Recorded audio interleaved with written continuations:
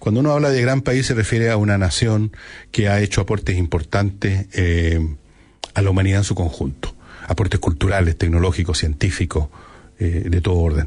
¿Qué es lo que nos ha aportado Estados Unidos? Una nación que ha aportado muchísimo en la historia de la tecnología, en la historia de la ciencia, la exploración espacial, el arte. Piensen ustedes, a mí que me gusta el jazz es una invención americana.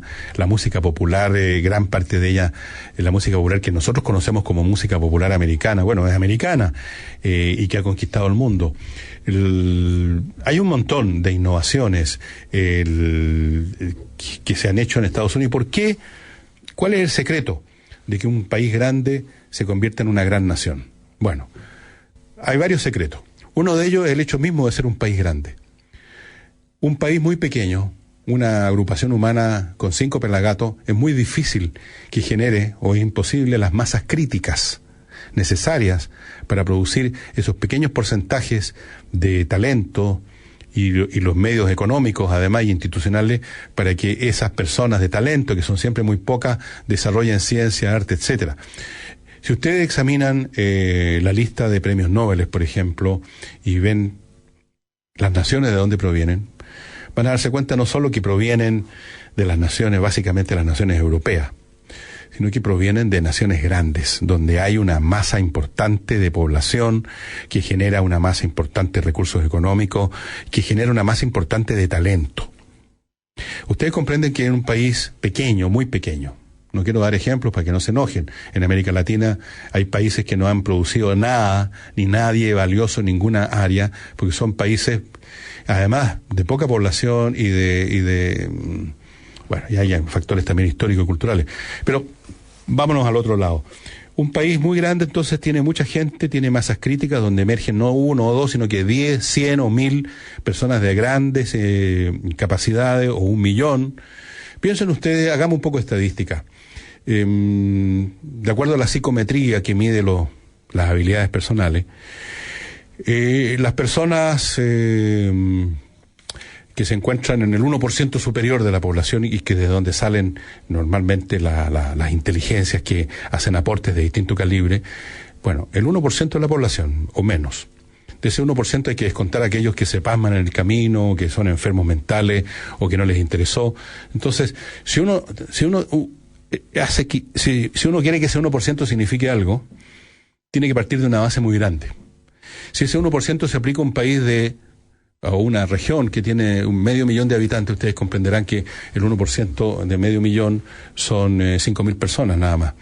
Con 5.000 personas no se llega muy lejos.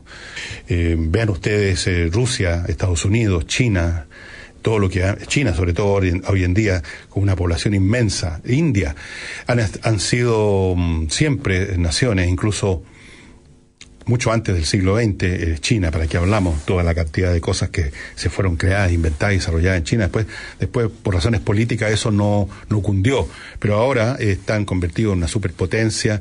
La India va a ser una superpotencia, no la es todavía porque está muy aletargada o frenada por reliquias históricas que tienen que ver con el sistema de casta, con la pobreza que todavía agobia a muchos indios, pero sin duda alguna ya incluso a pesar de eso ha hecho aportes significativos en el campo de las matemáticas, del ajedrez, del arte, el arte indio, la filosofía. O sea, estamos hablando de naciones poderosas que han hecho un aporte, las grandes naciones europeas. Ese es un factor. El segundo factor, amigos míos, que determina que Estados Unidos no sea no solo un país grande, sino un gran país, es la libertad. El secreto de la multiplicación de los productos culturales que van acumulando y van llevando a la humanidad a territorios cada vez más avanzados, más luminosos, es la libertad. La libertad.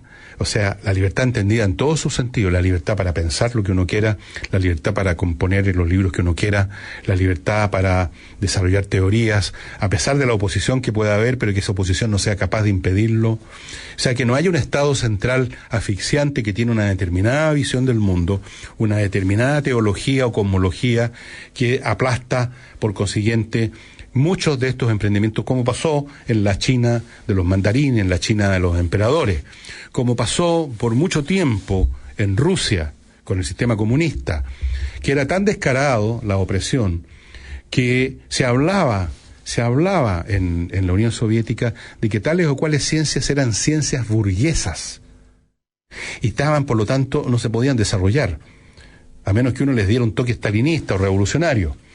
Los artistas, yo creo que les mencioné a Prokofiev, fue un artista que sufrió mucho la presión del Partido Comunista de la Unión Soviética, que consideraba que él tenía que componer una música que la entendiera el pueblo, doña Juanita. Bueno, las artes y las ciencias también tuvieron muchas dificultades en la Europa medieval por lo mismo, porque imperaba una determinada visión del mundo apoyada por una enorme institucionalidad que era la Iglesia Católica. Nada de todo eso existe en Estados Unidos. Por supuesto que siempre hay grupos que intentan imponer su visión, pero el punto siempre va a pasar eso. La cuestión es que no tengan medios para realmente lograrlo. Pueden interactuar, pueden actuar, pueden llevar a alguien a una corte, pueden hacer publicidad, pueden hacer películas, pueden hacer las campañas de marketing que quieran, pero no pueden imponer una visión del mundo. Fíjense usted lo que acaba de pasar en Turquía. Turquía es un país musulmán que a principios del siglo XX se secularizó, se modernizó, separó el Estado de la religión, que es una cosa que tiene amarrado a los países islámicos, que allá en esos países existe una sola visión válida, incluso en el plano jurídico, el plano del derecho, y que es el Islam, el Corán. Algún día les voy a contar de dónde viene el Corán, en qué consiste el Corán.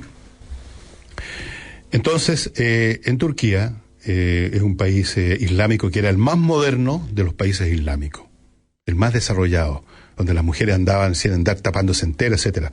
Bueno, el señor Erdogan, que gobierna ahora en Turquía, es un hombre mucho más religioso y que quiere retornar, no sé si exactamente como era Turquía cuando era el corazón del Imperio Turco, pero sí retroceder muchos pasos. Y fíjense que la semana pasada ya tomó medidas para que no se enseñe la teoría de la evolución de las especies en los colegios. ¿Se dan cuenta ustedes cuando empiezan a imperar principios religiosos o ideológicos, cómo esto empieza a asfixiar el pensamiento? En Estados Unidos nunca ha existido nada de eso. Han existido grupos de fanáticos, existen evangélicos, existen, qué sé yo, de toda clase de personas que tampoco creen en la teoría de la evolución, pero no tienen capacidad para convertir eso en fuerza de ley. Cuando hay libertad, se cometen también, por supuesto, crímenes, se cometen abusos, pero hay el beneficio es mucho más grande. Cada quien es libre y no tiene muchos obstáculos, además burocráticos, para emprender lo que quiera. De esos emprendimientos, millones se van a las pailas, pero los que resultan se convierten en un enorme aporte. Piensen ustedes en Bill Gates, piensen ustedes en Steve Jobs, personas que individualmente inician una aventura tecnológica y producen este enorme aporte que ha significado la computación en la casa.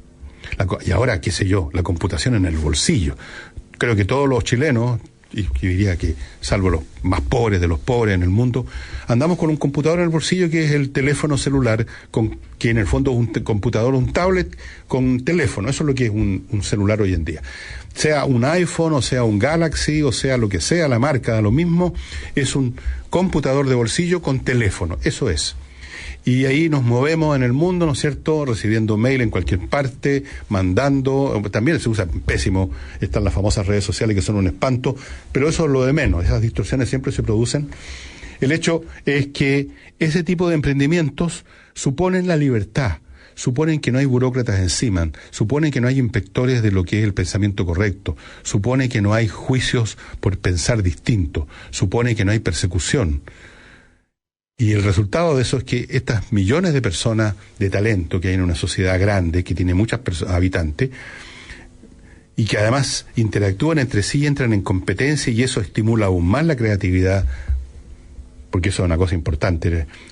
Ahí yo sé que hay muchas personas que detestan, quizás porque les va mal cuando hay competencia, esa cultura de la competencia, el individualismo, hablan y ponen cara de asco, y piensan en una especie de ideal tribal, no todos juntos, todos juntitos, todo igualito.